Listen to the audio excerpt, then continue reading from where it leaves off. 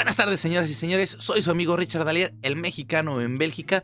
Pues el día de hoy, señoras y señores, vamos a hablar de algo bastante controversial. Esas noticias falsas, esas diferencias que ha habido entre youtubers, periodistas y toda esta gente en el medio que se encarga o que nos encargamos de informarle a usted, pues qué sucede y no a través pues de la política, de los medios, de todo lo que sucede y acontece en el mundo.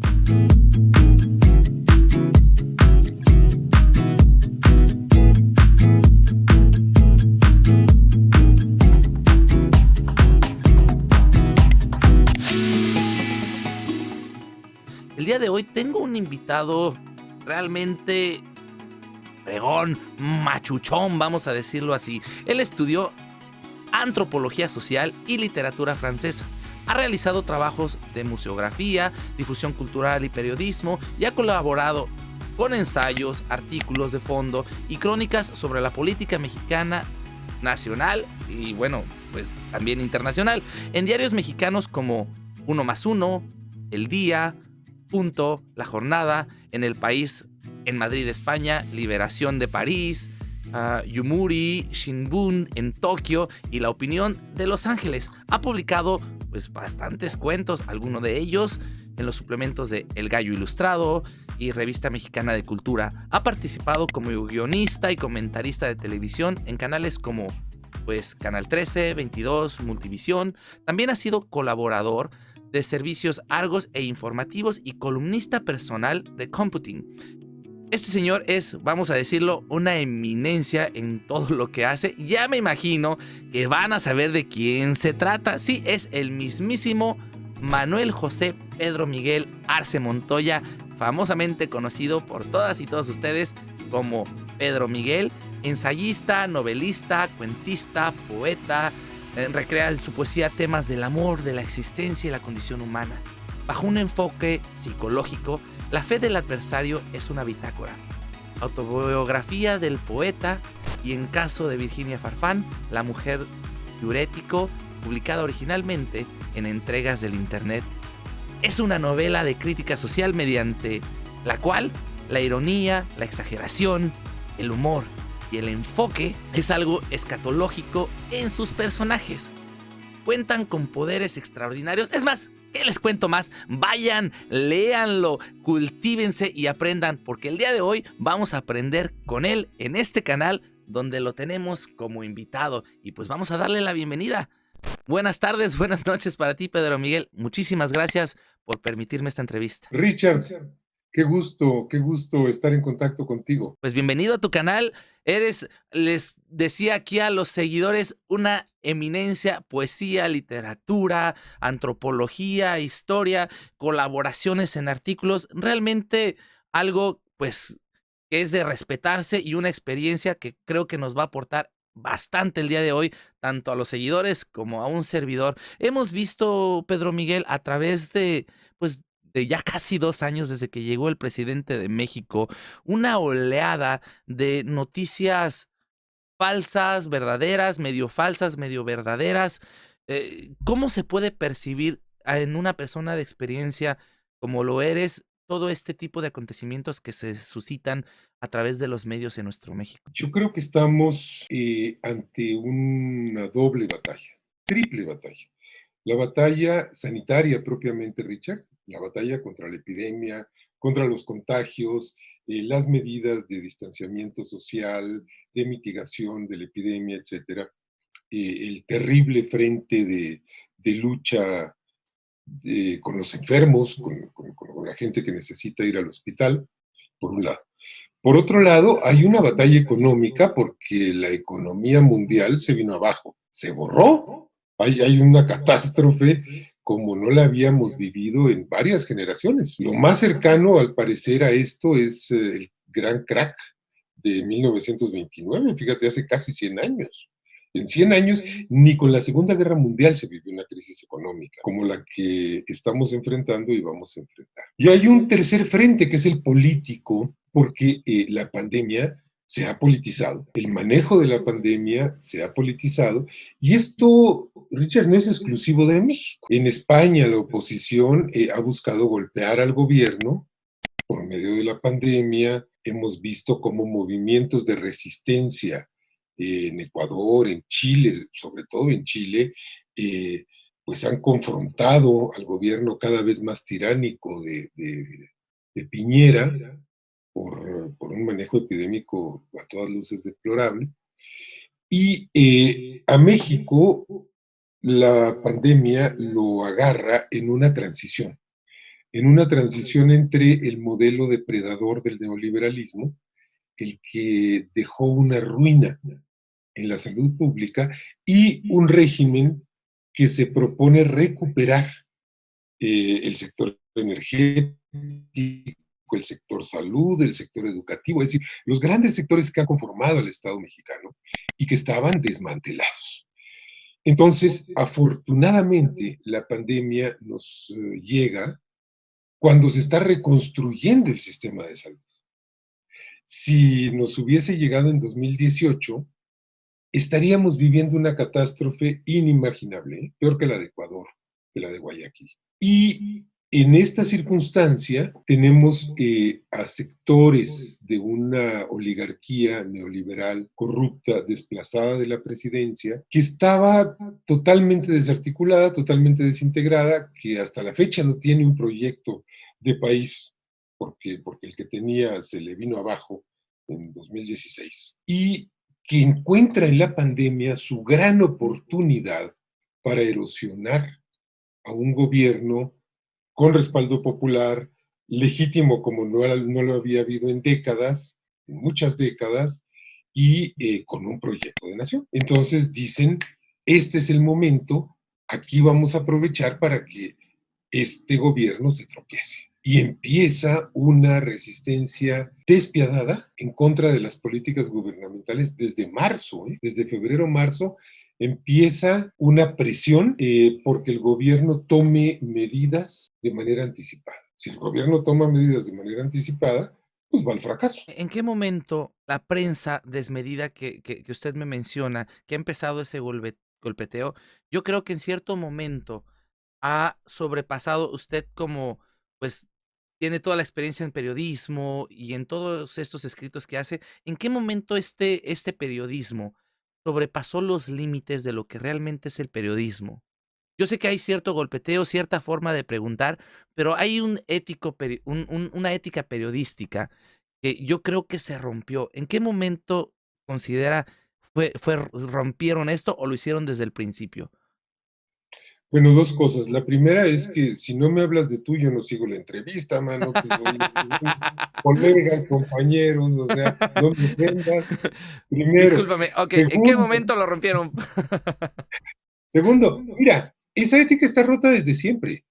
A ver, el glorioso New York Times, el glorioso The Washington Post, el glorioso Le Monde, ¿dijeron o no dijeron que el gobierno de Saddam Hussein tenía armas de destrucción masiva en 2003? Mintieron orquestadamente. Esos grandes medios internacionales que son el parangón de la ética, del profesionalismo, de la objetividad, eso es mentira, Richard. Ellos han mentido desde siempre, pero además veamos una cosa, el periodismo no puede ser un ejercicio objetivo. Eso no existe. Lo que ellos nos han vendido de decir, ay, nosotros no tomamos partido, no es cierto. Nadie puede no tomar partido cuando está expresando información noticiosa desde su muy particular visión del mundo, sea personal o sea corporativa. ¿Qué hay detrás del New York Times? Una empresa con características muy precisas. ¿Qué hay detrás del Reforma o del Le Monde o del País o del Mundo o de lo que tú quieras? Son empresas que tienen intereses. Mencionaba hace algunos videos, en alguno de mis videos, yo hago reportajes, hago algunas columnas que me compran de repente en El Guardián, en Inglaterra. Y he hecho algunas presentaciones, he hecho algunos reportajes en inglés para El Guardián, entonces ellas me las pagan. Entonces yo le decía a la gente, El Guardián no es que sea un medio chayotero o no, es simplemente que ellos ven una nota interesante y ellos la compran. Tienen sus columnistas que tienen su sueldo y bueno, pues entonces se les manda, se les da una línea y tienen que realizar cierto trabajo, le guste o no, pero sí compran cierta información. En otro de mis videos yo presentaba este reportaje desde 1915, bueno, viene desde más atrás, desde 1880 y algo, cuando se creó el famoso Big Stick en tiempos del presidente Wilson por medio de Lenin, el secretario de gobierno de los Estados Unidos, donde planeaban esta conquista a México a través pues de estos medios. Se vio y nuestro presidente lo ha mencionado también en el tiempo de Santana, cuando lo trajeron de regreso, Ujú. alegando pues que tenían a todos los medios a favor. Ahora me mencionas y nos recuerdas que estos medios han estado o han sido creados desde un inicio con un medio que es servir básicamente pues a cierto grupo político. Lo vemos pues ahora con estos grupos. Me vas a decir, bueno, ¿a qué va todo esto? Si estos grupos creados están hechos para golpear, entonces es algo normal. Luego entonces, desde un aspecto experiencia, cómo los nuevos periodistas o cómo los nuevos comunicadores, porque ahorita pues con esto de las benditas redes sociales, cualquier persona con un teléfono, tenga o no estudios o experiencia, puede tratar de comunicar. Alguien como tú, que tiene toda esta experiencia, es cómo podemos o cómo la gente que nos ve y nos escucha puede identificar realmente a una persona que le está diciendo una noticia que es verdadera y una falsa. Yo hablaba de la objetividad como una gran falacia, ¿no? El periodismo no es objetivo. La única forma de ordenar objetivamente una masa noticiosa, pues es en orden alfabético y haces un directorio telefónico y se acabó, ¿no? Pero en el momento en que tú lanzas una noticia como la principal, tú estás reflejando tu visión del mundo y le estás diciendo a tus audiencias, esto es lo más importante que está pasando. Ya, a partir de ahí, esto no puede ser objetivo. Ahora, una cosa es la objetividad y otra cosa es la veracidad. Y la veracidad sí debiera ser parte de un código deontológico del oficio, ¿no? Normalmente es una lengua franca, es una moneda de cambio, es una base de confianza que opera. Pero yo te decía, pero hay momentos de ruptura de la veracidad, masivos, de toda la masa mediática. El caso de Venezuela es un caso muy claro. Es decir, a Chávez le decían dictador cuando era un presidente democráticamente electo y a Maduro le dijeron dictador desde que ganó una elección democrática. Jorge Ramos siempre asoció, pero es dictador, pero es dictador. Bueno, esto ya es romper esa barrera de la veracidad. Te puede no gustar Maduro, te puede caer mal Chávez, pero no son dictadores. Bueno, aplicarles ese término es un abuso, ¿no? Es un abuso de la verdad. Entonces, se rompe ese pacto de veracidad que debiera ser un pacto social irrompible. Y en el momento en que los intereses de estos medios lo exigen. Una cosa más, ¿qué tenemos del otro lado? Tenemos una prensa militante. Y yo creo que hay que asumirlo con honestidad. Desde el siglo XIX, la prensa en el mundo, la mexicana, la de Estados Unidos, la francesa, es una prensa militante. Es una prensa que se hace eco de las luchas entre liberales, entre conservadores, entre jacobinos, entre girondinos, entre monárquicos y republicanos, entre centralistas y federalistas. Vamos, por Dios, esto es natural. Ahora, ¿dónde está el punto de la veracidad? Pues yo creo que es muy simple. Uno sabe cuándo está mintiendo. La veracidad es lo que no te va a dejar dormir tranquilo en la noche, porque lo rompiste. Eso es bastante interesante. Es muchas veces en muchos medios, y te das cuenta incluso en mi aspecto personal, como lo dices tú, en mi forma de ver las cosas. Yo veo, por ejemplo, a un Ciro Gómez Leiva, a un Loret de Mola, bastante demacrados. Y veo, por ejemplo, otro tipo de periodistas que buscan, que realmente se preocupan por la verdad, por dar esa verdad. Bastante llenos de energía. No sé si sea una ley karmática, si sea realmente el hecho, como mencionas, de que no pueden dormir gracias a todas esas mentiras que van cargando y van arrastrando todo ese peso, porque una mentira lleva a otra, entonces tienen que acordarse. Y ahora, pues, con esto de que todo lo grabamos, todo lo podemos repetir y tenemos pues a un mundo de gente nada más viendo en qué te equivocas para recordártelo después, pues yo creo que es más difícil y pone en un nivel de estrés mucho más fuerte a todo el periodismo. Estamos entrando en una evolución totalmente diferente. Sin embargo, en países, por ejemplo, como en Bélgica, que es donde vivo yo, existe todavía una restricción bastante fuerte. Yo mencionaba a la gente, aquí la primer ministro hace unas semanas, una semana y media, 2 semanas, le decía a un periodista, el cual ni siquiera pasan su cara, simplemente le decía a la primer ministro cuando le hacía referencia al periodista, oiga, ¿en base a qué están liberando la contingencia? Si el director del sector salud está diciendo que debemos de quedarnos en casa, ¿por qué usted hoy viene a decirnos que debemos de salir? La primer ministro de Bélgica le dijo, usted cállese, que usted está aquí no para preguntarme eso, sino para hacer lo que yo le digo. Yo en ese momento decía, si Andrés Manuel hiciese algo así, ya le hubiesen No, llamado, hombre, lo hubieran comparado con el de Norcorea, con Hitler, con cualquier ya otra lo comparan persona. con Hitler. En su más reciente artículo, Enrique Krause lo compara con Hitler, Bueno, por gracioso que parezca, ¿no? Enrique Krauser lo ha comparado hasta con Dios. Ya ves que hizo algo llamándole el Mesías y lo pusieron así como una Bueno, santa sí, divinidad. Este, sí. pero no tienen cansancio. Entonces, estamos viendo realmente un momento en el que hay realmente una batalla, podríamos asumirlo así, una batalla entre los medios. No, es una batalla política, no necesariamente entre los medios, pero déjame terminar la idea anterior. Gracias. Yo hablaba de la veracidad, ¿no? Y decía, Ujú. pues es este sentido del pudor, del saber que uno está haciendo o no lo correcto. Ahora, uno puede difundir, Richard, muchas falsedades, muchas cosas que no son ciertas, sin ser consciente de que está mintiendo.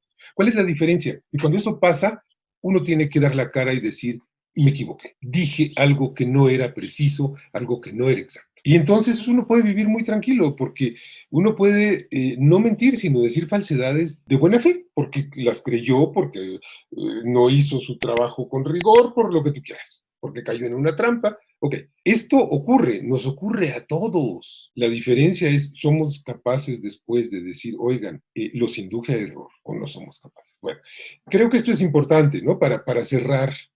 Sí, no es eh, demasiado, porque mientras ¿no? más, se ve mucho que mientras más audiencia tiene el presentador, el youtuber, hay muchos egos, no voy a hablar de uno en específico, pero mientras más grande la audiencia, siempre existe ese ego que imposibilita aparentemente a la gente realmente a reconocer, me equivoqué, por el miedo a perder audiencia, a perder credibilidad. Es bastante interesante lo que nos mencionas aquí, porque en mi punto de vista, es una invitación también a toda la gente que se encarga de comunicar a poder reconocer que somos humanos y si sabes qué, pues sí, en esto la regué, me faltó prepararme más, me faltó investigarlo, me faltó checarlo y ofrezco una disculpa si esto que dije fue erróneo.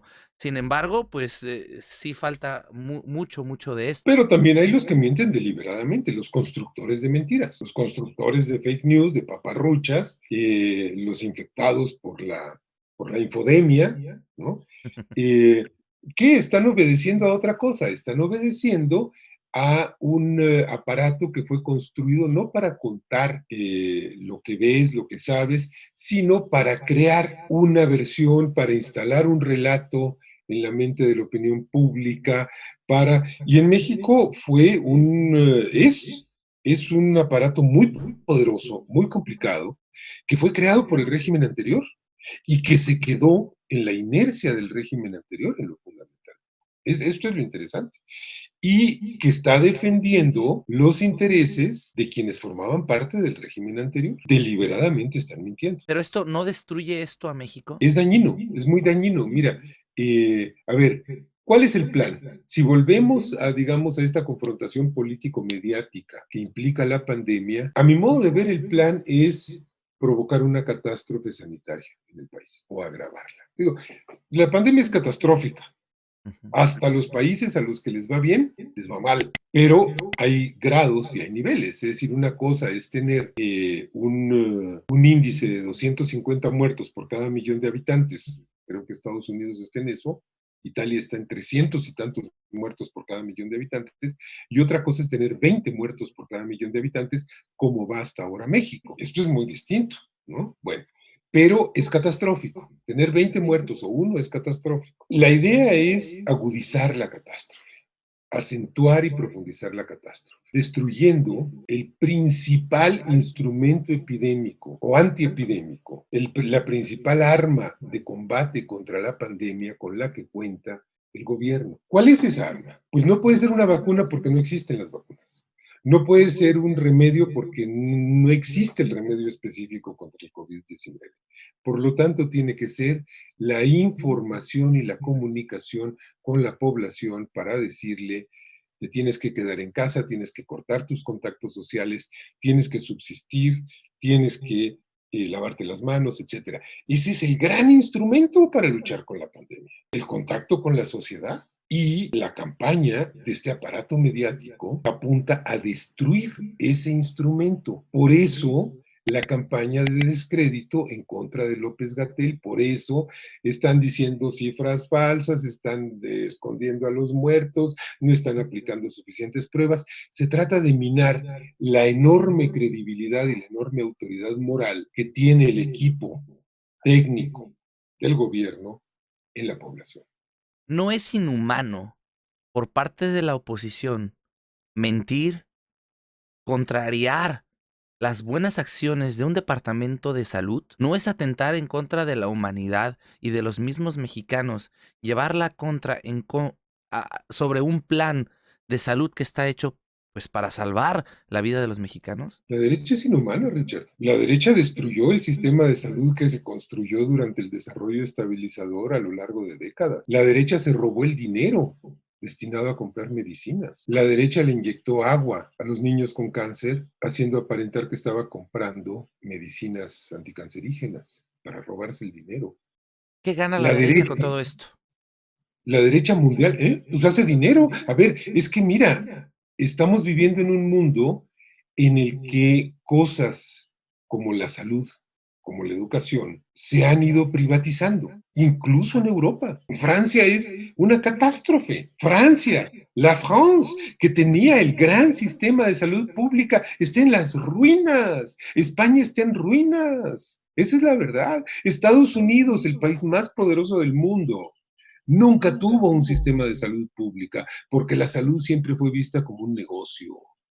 Y la gran potencia económica, militar, tecnológica, no tiene mascarillas, carajo. El mes pasado estaban con una crisis de mascarillas. ¿Sabes por qué? Porque no hay sistema de salud pública. Y entonces hay fundaciones, hospitales privados, hospitales municipales, 2 estatales, 5 federales, y todos empezaron a comprar mascarillas desesperadamente en un mercado libre, porque la salud es mercado, y entonces provocaron una especulación, un incremento de precios, y desaparecieron las mascarillas. O sea, a ver, ¿qué estamos? Estamos viviendo en un mundo privatizado. Estamos viviendo en un mundo en el que, insisto, el neoliberalismo procuró borrar al paciente y convertirlo en cliente. Procuró borrar al estudiante y convertirlo en cliente. Y en México padecimos esa tragedia a lo largo de 40 años, y afortunadamente tuvimos un año y un poquito más para empezar a contrarrestarla y empezar a recuperar hospitales que habían sido abandonados porque se construyeron no para atender las necesidades de salud de la población, sino para dar contratos de construcción a los amigos. Y en cuanto se terminaba la construcción, listo, inauguramos el hospital, saqueamos todo lo de adentro y se queda el cascarón. Eso heredamos, más de 300 hospitales así. Durante más de 6 meses, nuestro presidente Andrés Manuel López Obrador se dedicó, antes de que llegara la pandemia, a visitar cada uno de los IMSS. ¿Contribuyó esas visitas que hizo el presidente a todos estos centros de salud para que pudieran entender mejor cuando llegó la pandemia? ¿Influyó en algo? Decisivamente, de manera determinante. ¿Por qué? Porque la rehabilitación, lo que se ha logrado, falta mucho, pero se ha logrado recuperar y rehabilitar hospitales, centros de salud y clínicas que hoy en día, ¿sabes qué permiten? No es que ahí vayan los pacientes de COVID, es que permiten absorber a los no pacientes de COVID para dedicarle hospitales enteros a los pacientes de COVID. Este es un poco la raíz de por qué ahorita seguimos sin tener los hospitales saturados. A ver, a veces se satura un hospital, ¿eh?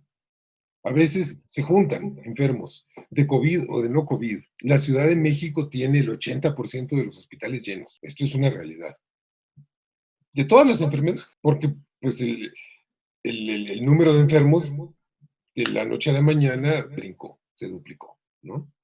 Entonces, no sé si se duplicó, no quiero decir esas cosas porque creo que hay que ser responsables y precisos. Aumentó, ¿no?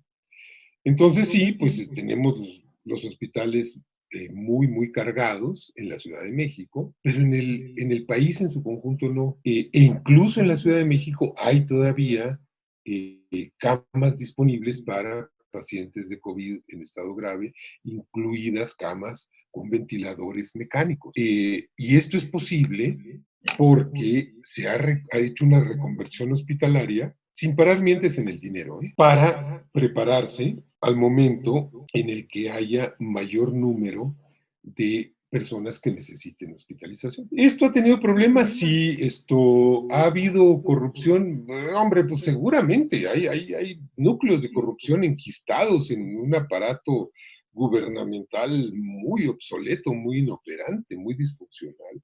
¿Ha habido torpezas? Seguramente ha habido torpezas burocráticas, administrativas. ¿Ha habido falta de entendimiento? Por supuesto que la ha habido. Te doy un ejemplo. Hay personal hospitalario que se manifiesta para decir que no le dieron los equipos de protección necesarios y arman una causa de esto, ¿no? Bueno, hay mala comunicación, es decir, hay equipos que se deben reservar solo para los médicos y paramédicos y personal hospitalario que está en directo contacto con los pacientes de COVID. Y bueno, la enfermera de piso y el señor que recibe en la puerta y los que están en áreas no COVID no necesitan mascarillas especializadas N95. Bueno, y todos quieren sus mascarillas N95. Hay mala comunicación. El otro día cacharon que alguien había estado acaparando el material en un hospital, no recuerdo de dónde, se hizo la denuncia. Hay problemas, no te los voy a negar, pero en los Senadores fundamentales. vendiéndolo como Samuel García, ¿no? Vendiéndolo y Dice haciendo que negocio. Samuel García, bueno, estaba vendiendo material que no debía vender y no sé si se ha robado o no, eso habría que probarlo. Conociendo los antecedentes de deshonestidad del tipo, quién sabe, ¿no? Si se lo robó o no se lo robó. El hecho es que estaba especulando en un momento en que no se debe especular con esto. Pero en lo fundamental, Richard, tenemos un gobierno que ha respondido y que ha Algunas, perdón, buscado atender a la población. algunas de las lecciones de la pandemia fue la carta que nos presentó el viernes nuestro presidente Andrés Manuel López Obrador. En resumen, y al final nos decía algo bastante, bastante bonito, ¿no? Decía, procurar que las ideas y las acciones de los gobiernos de los países del mundo se guíen por principios humanitarios más que por intereses económicos, personales, de grupos o de potencias, por legítimos que sean, no a la violencia, ni a las guerras de ninguna índole, no al predominio de grupos de presión o intereses creados, no a la desigualdad, al racismo, a las dictaduras, sí a la paz, a la justicia, a la igualdad, a la libertad, a la democracia y al bienestar. La pandemia, aún en curso, nos dejará centenares de miles de ausencias irreparables y una economía dislocada y severamente disminuida. En muchos sentidos, tenemos que darnos a la tarea de reconstruir el mundo. Hago votos porque se logre sobre bases nuevas y propuestas que nos permitan aprovechar lo bueno que nos ha dejado esta crisis. La comprobación y la certeza de que, tanto para individuos como para naciones, el cuidado de la salud ha de ser una tarea colectiva y solidaria. Si aplicamos el sálvese quien pueda, no se salva nadie, o casi nadie. Somos seres gregarios por naturaleza y todas las personas y todos los pueblos pertenecemos a una misma familia, la humanidad. Es una redacción realmente hermosa, humana, y yo creo que al planeta Tierra le hacen falta más líderes como Andrés Manuel. ¿Qué me puedes decir de esta redacción y de estas palabras? Creo que es una visión nueva. Mira, el neoliberalismo se cayó. Se ha venido cayendo, ¿eh? Pero yo creo que tuvo un momento culminante en 2016 con la elección de Trump, que pues, rompe los principales presupuestos neoliberales, el libre comercio, el predominio del sector financiero. ¿Cuándo has oído a Trump hablar de finanzas y del sector financiero? A él le interesa el capital industrial y agrícola, ¿no? Es un aislacionista, es un posneoliberal de derecha, fíjate. Esto arrasa. Esto y bueno, y la crisis que se viene gestando arrasa el neoliberalismo. El neoliberalismo no es viable, nos lleva al desastre, ya lo se comprobó, ya estamos en un desastre. Frente a propuestas posneoliberales de derecha, surge en México una propuesta posneoliberal de izquierda, que es la de Andrés Manuel. Es única en el mundo porque lo que está proponiendo no tiene parangón. Lo que está proponiendo es reordenar la economía y reordenar la política, orientándolas al bienestar de la gente, a la felicidad de la gente, ya no a cosas abstractas, crecimiento del Producto Interno Bruto. Sí, que el Producto Interno Bruto crezca, pero eso es un medio, no un fin. Que haya gobernabilidad, sí, pero la gobernabilidad es intangible si no tienes gente bien comida, saludable, en la escuela, en el trabajo, ¿no? Con casa, con transporte, con buenos servicios, con cultura. Es una visión muy incierta porque estamos recorriendo un camino inédito. Mira, tuvimos en América Latina un ciclo de gobiernos progresistas.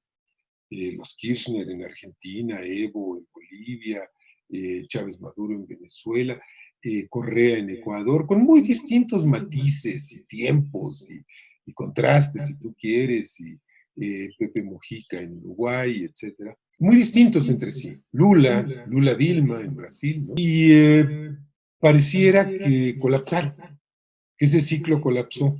No, lo que colapsó fue el ciclo anterior. Yo creo que hay una oleada progresista que está en una recesión momentánea y que va a regresar, porque volver al neoliberalismo es imposible. Lo hemos visto en Chile, lo hemos visto en Ecuador cuando este traidor horroroso de Lenín Moreno intenta aplicar el paquete neoliberal, el pueblo se le subleva. Lo vimos con el desastroso intento de Macri de devolver a Argentina al modelo neoliberal. Lo estamos viendo en Brasil con el desastre que es Jair Bolsonaro. Es el neoliberalismo el que ya no funciona. Entonces, ahora México reabre ese ciclo que se vio interrumpido. Y yo creo que ese ciclo se va a expandir. Bueno, ya en Argentina está de nuevo un gobierno progresista, un gobierno con sentido social. Lo vamos a ir viendo. En Bolivia va a regresar, en Ecuador va a regresar, Brasil va a regresar a proyectos soberanistas, nacionalistas, de bienestar social, etcétera. Esto así va a ser. Y México es el primero de este nuevo, digamos, de la segunda parte del ciclo, ¿no? ¿Qué estamos experimentando aquí? Estamos experimentando la reorientación del gasto social, del gasto, del presupuesto, a lo social. Nos dicen, hay que proceder a un rescate de las empresas para que no haya desempleo. No, hay que crear empleos. Que las empresas creen sus empleos. Las empresas han vivido 40 años en un régimen de rescate permanente. Es decir, sin pagar impuestos. Las quiebran, se las venden al gobierno quebradas, el gobierno las saca adelante y luego se las vuelve a vender a la 10ª parte de su valor, ¿no? ¿Qué es eso? Yo Hemos decía, tenido... decía en uno de mis videos, si los empresarios se sienten tan fregones, ¿para qué necesitan créditos avalados por el pueblo? Deberían ellos solo ser capaces de conseguir esos créditos y de generar ese dinero que ellos alegan ser capaces. Entonces, creo que es un tema bastante interesante. Sería bueno, así que de repente empezáramos a tener pues más entrevistas. Te voy a invitar a una entrevista con una doctora, tal vez para otra ocasión una entrevista con una doctora que está de este lado del mundo, y que es directora de microbiología en un instituto llamado Luis Pasteur. ¿Qué te parece eso? Y si podemos seguir hablando del tema y de muchos otros temas porque es bastante interesante.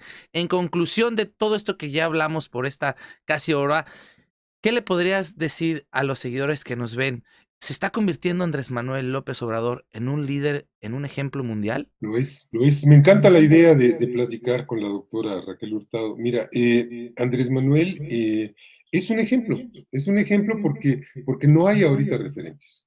Se rompieron los paradigmas, ¿no? Se cayó el muro de Berlín, luego se vino abajo el neoliberalismo, no hay ejemplos. Estamos construyendo un ejemplo, somos un ejemplo viviente, Richard. Este país, tan vilipendiado, tan jodido, tan oprimido, está proponiéndole al mundo una nueva forma de vivir. Está proponiéndole al mundo una nueva integración ciudad-campo, está proponiéndole al mundo una redistribución del poder político sin precedentes, que la gente decida, que la gente tome decisiones, que la gente construya sus escuelas, que la gente diga si quiere seguir siendo gobernada por alguien o no. Vamos a construir una democracia participativa. Las democracias representativas se nos han convertido en un desastre. Y vamos a construir una economía moral, una economía que, como dice Andrés Manuel, impulse un desarrollo desde abajo y sin excluir a nadie. El neoliberalismo va al desastre ambiental, va al desastre humano, va al desastre de todas las naturalezas, ¿no? Hay que reformular nuestras reglas de convivencia y nuestras reglas de convivencia con el entorno y entre nosotros mismos. Y este mensaje que tú leías tiene una parte fundamental porque habla de recuperar a las comunidades y sus valores y sus principios, no como un problema como se les ha presentado, sino como una solución para el mundo moderno. Tenemos que aprender a vivir en forma comunitaria, a vivir la vida buena. Y la vida buena es en, desde, por y para los demás. No hay más. Si no, nos va a llevar el tren. Yo te agradezco enormemente por esta entrevista. A la gente, si tienen algo que preguntarle aquí a Pedro Miguel, por favor, escríbanlo en los comentarios ahí abajo. Y en la próxima entrevista, pues yo me encargaré de hacerle todas esas preguntas, pues para que se las pueda responder en alguna otra entrevista que tengamos con él, porque es realmente interesante todos estos puntos de vista. Yo te agradezco infinitamente, porque bueno, pues yo en esto, como la gente lo sabe, yo tengo apenas un año con esto del YouTube, tengo un amor por México enorme. Cuando salimos de casa y estamos del otro lado del mundo, nos enamoramos más, nos arraigamos más a las raíces. Y esto pues no se trata de dinero. A mí yo no recibo dinero ni del gobierno ni de nadie. Simplemente YouTube nos da ahí una pequeña lana ahí por las vistas. Así que no se olvide de darle esa vista, de darle ese like a este video, pues para que podamos seguir teniendo estos super invitados como los tenemos ahorita, y podamos seguir teniendo estas entrevistas que pues ayudan bastante a seguir mejorando la calidad en el contenido. Tenemos que acabar con esos amarillismos, con esas cosas feas que solo golpean y en lugar de crear, destruyen a nuestra humanidad, destruyen su corazón y destruyen la armonía que puede haber tanto en sus familias y en las personas que les rodean. ¿Cierto, Pedro? Así es, Richard. Oye, muchísimas gracias por la plática, por el tiempo, por la cordialidad. Y bueno, nos vamos a reencontrar muy pronto. Nos vamos a ver pronto. Pues así es, señores y señores, ese fue Pedro Miguel. Espero en verdad les haya gustado esta entrevista y no olvide darle clic al botón de suscríbete, a ese botón de like, para que nos podamos ver en el otro video. Bye bye.